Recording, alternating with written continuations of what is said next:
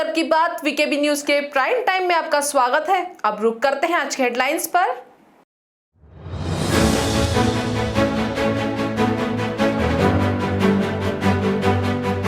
नागपुर में जिला परिषद और पंचायत समिति के उपचुनाव का बिगुल बजा।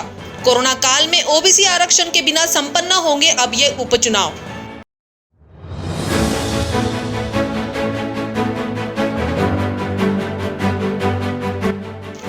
एक कांस्टेबल की सतर्कता से 54 गोवंशों को जीवनदान। 5 पौली पुलिस स्टेशन परिसर की घटना।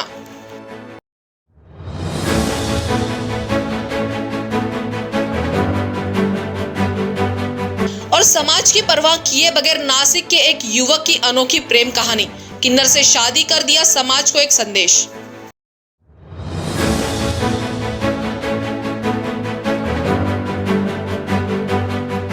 और अब खबरें विस्तार से। नागपुर जिले में जिला परिषद व पंचायत समिति के उपचुनाव का बिगुल बज चुका है, जहां इस बार कोरोना के प्रभाव और ओबीसी आरक्षण के बिना ही उपचुनाव संपन्न होने वाले हैं। ज्ञात हो कि कुछ राजनीतिक दलों द्वारा उपचुनाव को स्थगित कर आगे करने की मांग की गई थी, लेकिन उनकी कोशिशों पर पानी फिर गया है। जहां उपचुनाव के कार्यक्रम प्रशासन द्वारा कैसे निर्धारित किए हैं, उसकी जानकारी दी जिलाधिकारी रवींद्र ठाकरे ने। ज्या वेळेला मतदानाचा दिवस असेल त्यावेळेला सुद्धा आपण मास्क, ग्लोव्ज आणि हे सगळ्या बाबी सॅनिटायझरचं आपण त्या ठिकाणी काळजी घेतो आहोत। आपले 1115 मतदान केंद्रांपैकी जवळपास 1097 मतदान केंद्र जे आहेत ते एकदम सुस्थितीत आहेत। उरलेले मतदान केंद्रांचं सुद्धा त्याला सुस्थितीत करण्याची प्रक्रिया सुरू आहे।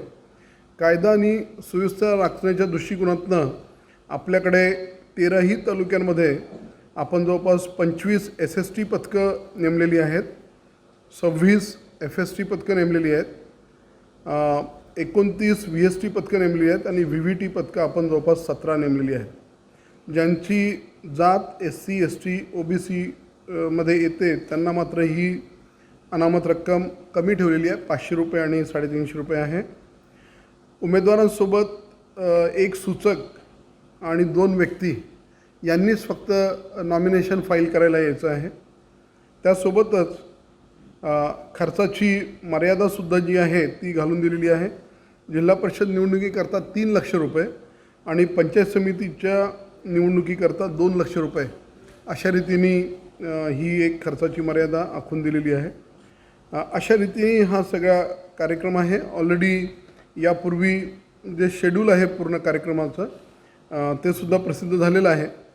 आजपासून खरं म्हणजे नामनिर्देशन पत्र भरण्याला सुरुवात झाली। छाननी आणि त्याच्यावर निर्णय जो आहे तो 6 जुलैला होणार आहे। आजपासून तर 5 जुलैपर्यंत दुपारी 3 वाजेपर्यंत आपल्याला नॉमिनेशन भरता येतं।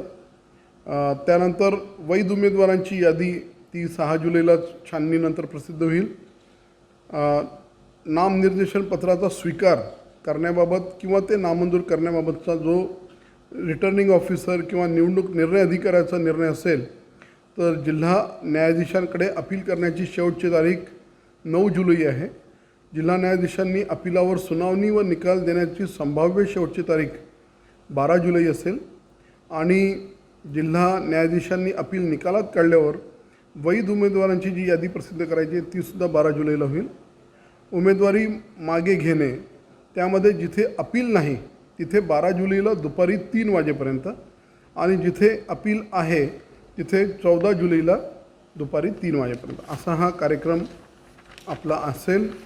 विधायक गिरीश व्यास की विधायक निधि से नागपुर ग्रामीण अस्पतालों के लिए मेडिकल सामग्री का वितरण मंगलवार को नागपुर में किया गया। इस कार्यक्रम में भाजपा के प्रदेश महासचिव चंद्रशेखर बावनकुले की खास मौजूदगी रही।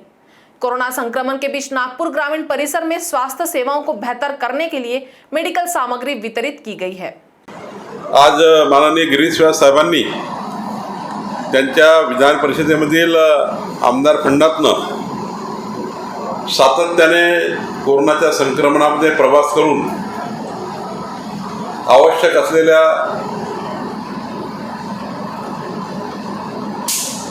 आरोग्यविषयक सॅनिटायझर, मास्क, बेड्स त्या ठिकाणी अशा अनेक बाबी या ठिकाणी आज आपल्याला प्रत्येक आरोग्य केंद्राला मिळवून दिल्या आणि यापूर्वी एकदा कोरोनाच्या पहिल्या संक्रमणामध्ये पण त्यांनी जवळपास 40-50 लक्ष रुपयाचं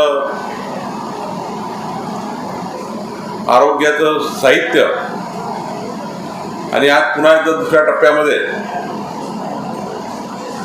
नागपूर जिल्हा ग्रामीणची दखल त्यांनी घेतली. मला आठवतं यापूर्वी विधान परिषदेचे जे आमदार या मतदारसंघात निवडून यायचे तर त्यांचा फंड कुठं आहे हे कळतच नाही. आणि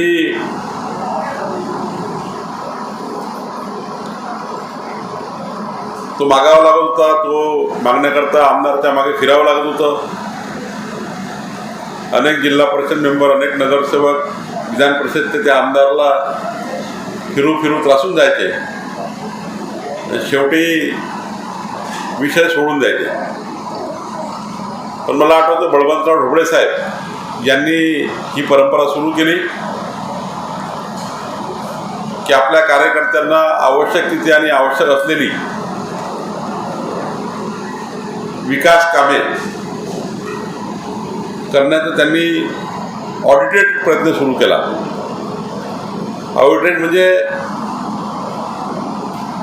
आमदार झाल्यावर केलेल्या कामाचा विकास आराखडा आणि केलेल्या कामाचं जनतेसमोर प्रदर्शन म्हणण्यापेक्षा थोडा अर्थ चुकीचा होईल, जनतेला हिशोब देणे. आणि मग ही परंपरा गिरीश व्यास साहेबांनी या नागपूर जिल्ह्यामध्ये आणि शहरामध्ये माननीय बळवंतराव ढोबळे साहेबांच्याच पावलावर पाऊल ठेवून पुढे नेली.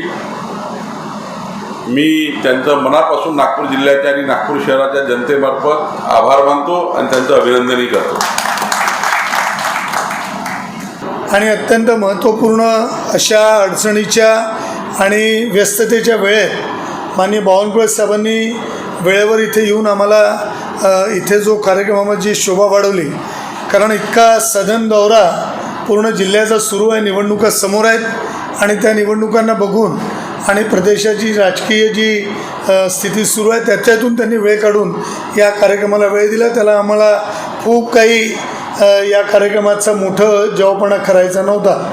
मुळात या कार्यक्रमाला थोडा बावनकुळे साहेब उशीर झाला, पण उशीर याच्यामुळे नाही झाला की आमच्यामध्ये कुठे कमतरता राहिली. उशीर हा प्रशासनिक स्तरावर झाला. तुम्ही ज्यावेळेला कोरोनाची दुसरी लहर सुरू झाली त्यावेळेला तुम्ही धावता आणि झंझावातीत सगळं नेतृत्व नागपूर जिल्ह्याचं केलं. आपल्या प्रदेशाचे मुख्यमंत्री देवेंद्रजीचं आव्हान होतं. माननीय नितीनजी गडकरींनी आपल्याला सातत्याने प्रबोधन केलं, आपल्याला प्रेरणा दिली आणि त्या माध्यमातून अरविंदजी गजबी आपले जे जिल्ह्याचे अध्यक्ष आहेत त्यांच्याशी चर्चा करून मी आपल्या पदाधिकाऱ्यांसोबत ग्रामीणचा दौरा काढला. आणि या दौऱ्यामध्ये मी पहिला आमदार होतो ग्रामीणचा विधान परिषदेचा की जो फिरला आणि फिरून त्यांनी प्रांतांसोबत बैठकी घेऊन तिथे आपले पदाधिकारी बोलावून, डॉक्टर्स बोलावून, हे समोर बसलेले सगळे डॉक्टर उपस्थित आहेत त्या सगळ्या डॉक्टरांसोबत चर्चा केली आणि चर्चा करून यांचं साहित्य यांना देत. महाराष्ट्र के नासिक शहर में एक व्यक्ति ने समाज की परवाह किए बगैर एक किन्नर से शादी कर ली है. ये शादी इन दिनों पूरे राज्य में चर्चा का विषय बनी हुई है. जबकि ये शादी पूरी रीति रिवाज से संपन्न हुई. आखिरकार किस तरह से ये शादी संपन्न हुई, आइए देखते हैं वीकेबी न्यूज की खास पेशकश में.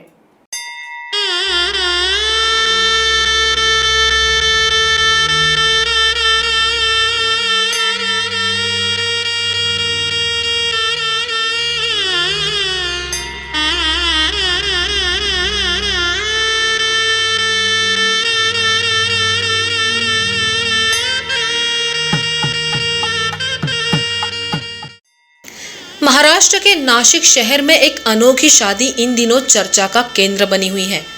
ये शादी आम शादियों से अलग इसीलिए है क्योंकि इसमें एक युवक ने एक किन्नर से शादी की है. युवक के घर वालों ने भी शिवलक्ष्मी यानी किन्नर को खुशी खुशी खुले दिल से अपनाया है. टाइम झाले का? 5 झाले का? कहते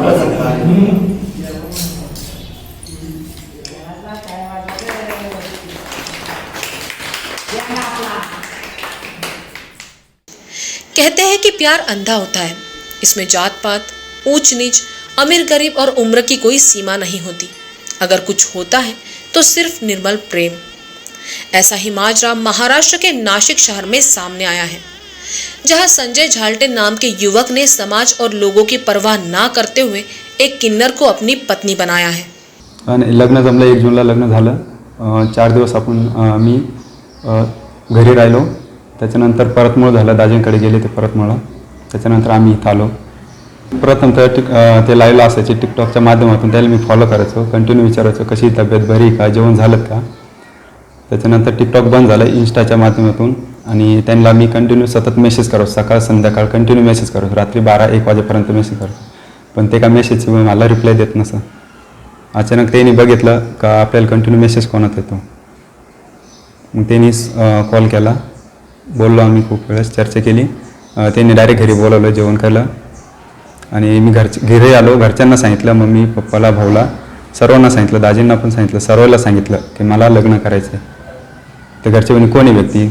मग घरी घेऊन आलो मी त्यांना पण, त्यांच्या भावापर्यंत गेलो घेऊन. त्यांच्या भावाने पण सहमती दिली, घरच्यांनी पण सहमती दिली. नाही, समाजाचा विचार करून लग्न नाही केलं. समाज तर वेगळ्या नजरेने बघणारच, बघतोच, समाज वेगळ्या नजरेने बघतोच, त्याचा विचार नाही केला कधीच. नाही, भविष्यात काय, भविष्यात आपण एखाद्याच्या लेकीला घेऊन होतो लग्न करून, तिला सासरी नांदायला आणतो तसंच. इतना ही नहीं, ये शादी पूरे रीति रिवाज से की गई है। इस शादी के जरिए संजय ने समाज के सामने एक मिसाल कायम की है। संजय झाल्टे की पहचान किन्नर शिवलक्ष्मी से टिकटॉक के जरिए हुई थी। फिर दोनों की सोशल मीडिया के जरिए दोस्ती हुई और प्यार परवान चढ़ा। बाद में दोनों ने शादी का फैसला किया। आम शादियों की तरह इन दोनों के परिवारों ने एक दूसरे को देखा और समझा। इसके बाद दूल्हा और दुल्हन की शादी मनमाड़ के प्राचीन शिव मंदिर में कर दी गई। सुशिक्षित होते, सोशल मीडियाचा वापर करत होते, आयुष्यात एकटेपणा होता, सो सोशल मीडियाचा आधार घेतला होता. सोशल मीडियावर थोडीशी फेमस झाले टिकटॉकच्या माध्यमातून आणि टिकटॉकच्या माध्यमातून फेमस झाल्यानंतर लाईव्ह सेशन्स व्हायला लागली. हजारो लोक मला पाहत होती. त्या हजारो लोकांच्या गर्दीमध्ये संजय झाल्टे नावाचा एक व्यक्तीही मला रोज पाहत होता. न चुकता बिनचूकपणे मला मेसेज करत होता आणि माझी मेसेजच्याद्वारे काळजी घेत होता. त्या काळजीचं रूपांतर पुढे चालून मैत्रीत झालं. ती मैत्री प्रेमात कधी बदलली हे कळायला फार उशीर लागला, कारण जवळपास वर्षभर फक्त मेसेजिंग आणि त्यानंतर एकमेकांना फक्त SMS आणि व्हॉट्सअपवर विचारपूस होत होती. नंतर भेटण्याचं ठरलं, कॉल झाला, फोनवर बोलून एकमेकांच्या आवडी जरा समान निघाल्या आणि त्यांना घरी जेवायला बोलवलं. ते घरी जेवायला आल्यानंतर मला आयुष्यात पहिल्यांदा कुणीतरी स्वतःहून घास भरवला होता आणि ती माझ्या आयुष्यातली पहिली व्यक्ती होती. सो ती व्यक्ती माझी काळजी घेऊ शकते आणि आयुष्यात साथ देऊ शकते या विचाराने मी त्यांनी केलेल्या लग्नाच्या मागणीला होकार दर्शवला. परंतु घरच्यांची, परिवारांची भीती वाटत होती. समाजाचा विचार तर तोपर्यंत आलाच नव्हता, पण घरच्यांची संमती मिळवायची होती. त्यांनी त्यांच्या घरी सगळं सांगितलं, पण मला माझ्या घरी सांगायची भीती वाटत होती. पण तरीही प्रयत्न करत होते आणि थोडं थोडं घरात माहिती होत होतं. त्यांनी रीतसरपणे त्यांची आई, भाऊ आणि ते माझ्या घरी मागणी घालायला आले, एका मुलीला जशी मागणी घालतात तशी. आणि रीतशीरपणे मला मागणी घालून लग्नाची तारीख ठरवली गेली, लग्नाचा बस्ता फाडला गेला आणि वैदिक पद्धतीने आम्हा दोघांचं 1 जून रोजी लग्न झालं. प्रेमी जोड़े की शादी में परिजनों ने भी कोई आपत्ति नहीं जताई और हंसी खुशी दोनों की शादी करवा दी। किन्नर से शादी करने के बाद संजय झाल्टे ने कहा कि आखिरकार किन्नर भी एक इंसान ही है, उनकी भी अपनी जिंदगी है। ऐसे में उनके साथ शादी करने में क्या दिक्कत है। नई जिंदगी की शुरुआत करते हुए संजय ने एक गाने की कुछ पंक्तियां भी कही हैं कि कुछ तो लोग कहेंगे, लोगों का काम है कहना।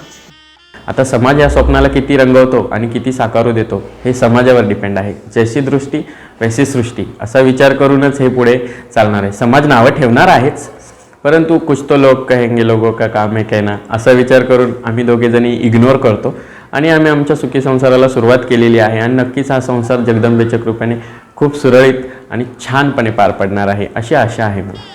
वहीं संजय की मां कहती है, ये सब सुनकर अजीब लगता है कि बेटे ने एक किन्नर से शादी की है, लेकिन ये भी सच है कि दोनों ने समाज के सामने नया आदर्श प्रस्तुत किया है.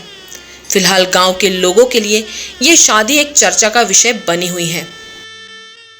नागपुर पांचपावली थाने के कांस्टेबल की सतर्कता की वजह से 54 गौवंशों की जान बच गई। कसाईयों ने बड़ी ही क्रूरता से गौवंशों को वाहन में बंधक बनाए रखा था। इसके अलावा मदरसे में भी कुछ गौवंश मिले हैं। वाहन मालिक और कसाईयों का पता नहीं चल पाया। पुलिस जांच में जुटी है। पांचपावली पुलिस स्टेशन के तहत पुलिस विभाग की सतर्कता से 54 गौवंशों को जीवनदान प्रदान किया गया है, जिन्हें कसाई खाने लेकर जाने की जानकारी पुलिस विभाग द्वारा दी गई है। मिली जानकारी के मुताबिक मार्शल रोशन सहारे परिसर में गश्त कर रहे थे, तब बाबा बुधाजी नगर की मक्का मस्जिद के सामने तो चौपहिया वाहन में हलचल सुनाई दी। बिट मार्शल रोशन सहारे ने जांच की, तब वाहनों में गाय, बछड़े और बैल लदे हुए थे। उन्होंने तुरंत ही आला अधिकारियों को जानकारी दी। वहीं पास के कुरैशी मदरसे के समीप जांच की तो 33 मवेशियों को वहां बांधा गया था, जिन्हें मिलाकर कुल 54 गौवंशों की जान एक कांस्टेबल की सतर्कता ने बचाई, जिनमें से 5 की हालत नाजुक बताई जा रही है।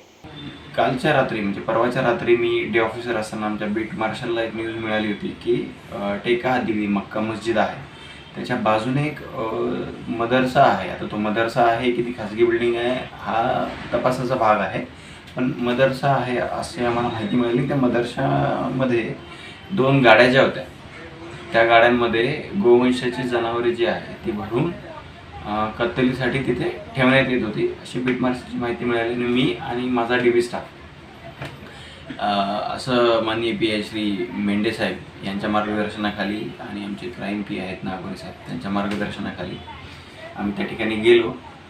तर तिथे अशा फाइंडिंग्स होत्या की त्या 2 गाड्यांमध्ये 21 गायी आम्हाला सापडल्या।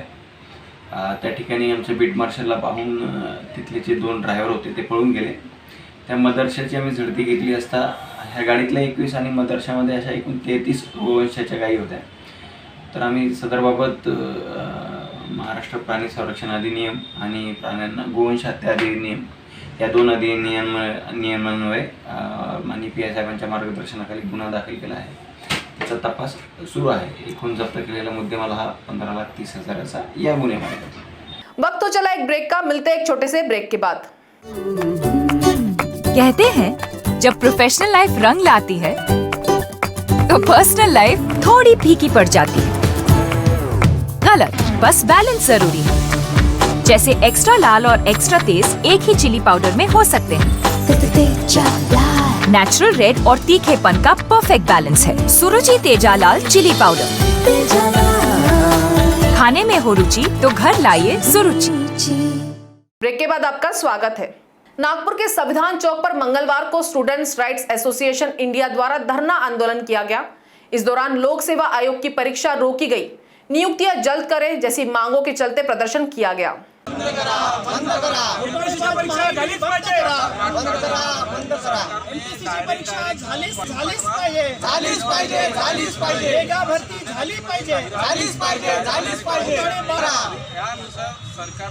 एमपीएससी वेळापत्रक जाहीर केलंच पाहिजे।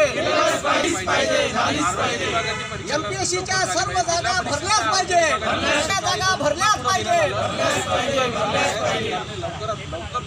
सदस्य भरलेच पाहिजे। एमपीएससीचे सर्व सदस्य भरलेच पाहिजे। पोलीस भरती जाहीर झालीच पाहिजे।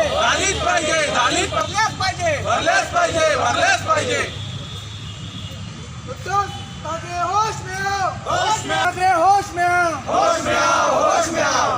मी पंकज मिश्रा, उत्तर नागपूर सचिव। हा मित्रांसाठी संविधान 2 लाख रिक्त पदे भरले। नागपुर तहसील पुलिस ने मोमिनपुरा के कुख्यात गुंडे मोहम्मद फैयाज को कारतूस और कट्टे के साथ पकड़ा है। बोरियापुरा की गरीब नवाज मस्जिद के पास रहने वाला फैयाज का पिता भी मादक पदार्थ तस्कर बताया जा रहा है, जबकि फैयाज के खिलाफ भी हत्या का प्रयास, हमले, मारपीट, हफ्ता वसूली आदि मामले दर्ज है। तहसील पुलिस को मोमिनपुरा फुटबॉल मैदान के पास फैयाज के संदिग्ध अवस्था में घूमने का पता चला। उसकी तलाशी लेने पर देसी कट्टा और 2 कारतूस मिल गए। उससे पूछताछ की जा रही है। पुलिस को संदेह है कि फैयाज किसी बड़ी योजना को अंजाम देने की फिराक में था। ये कार्रवाई डीसीपी लोहित मतानी के मार्गदर्शन में की जाने की जानकारी तहसील पुलिस द्वारा दी गई है। कल रात को हमें गुप्त इंफॉर्मेशन प्राप्त हुई कि मोमिनपुरा निवासी मोहम्मद फैयाज वल्द मोहम्मद नियाज उम्र 21 साल एक गुनहगार कुछ सस्पेक्टेड आर्म्स लेके घूम रहा है।